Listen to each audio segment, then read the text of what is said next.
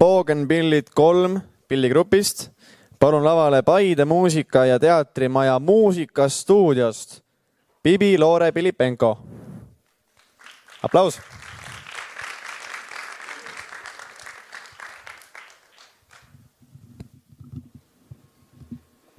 Tere, mina olen Bibi Loore Pilipenko ja esitan täna 2 lugu. Esimeseks Jaan Karjuse polka.